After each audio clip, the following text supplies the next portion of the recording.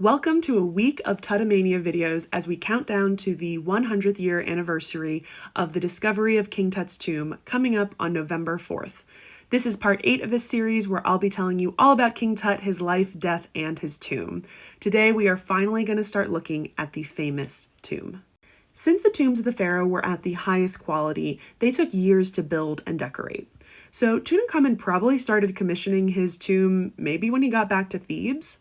We're not 100% sure, but he might have actually commissioned two separate tombs, either WV-23, which means the Western Valley 23, or KV-57, which is Valley of the Kings, number 57.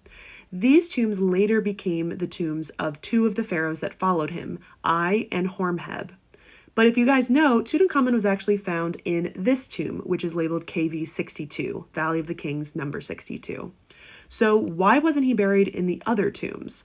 Probably because Tut died so young and the tombs were not finished by the time he died.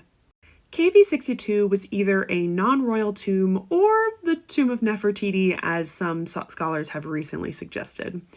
It was located in the Valley of the Kings, but rather than being dug out of the valley walls like most of them were, this was actually buried into the floor of the valley. We think this is a non-royal tomb because of its size. Lots of the Valley of the Kings tombs that were built for pharaohs are absolutely enormous, and the smaller ones tended to be for non-royals or non-pharaohs that were also buried in the Valley of the Kings. Tut's funeral would have been a sight unseen. Preparations would have been made while the body was being mummified at the highest of standards. His body was probably laying out in salt for 40 days, if not more, which was a level of care that was only given to royalty.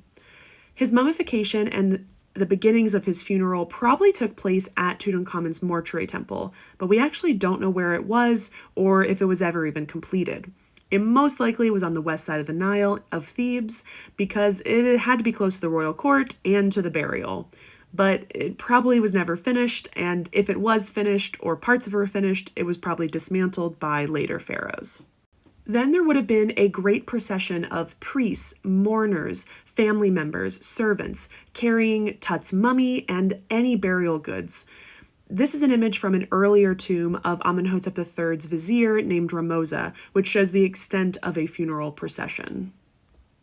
Images like this are great for telling us what we would think a full burial assemblage would look like. You can see there's a bed and headrest, fan, lots of chests probably full of jewelry and incense, a chair, clothing items, a scribal palette. The tomb was then sealed up and no robbers got in, right? Wrong.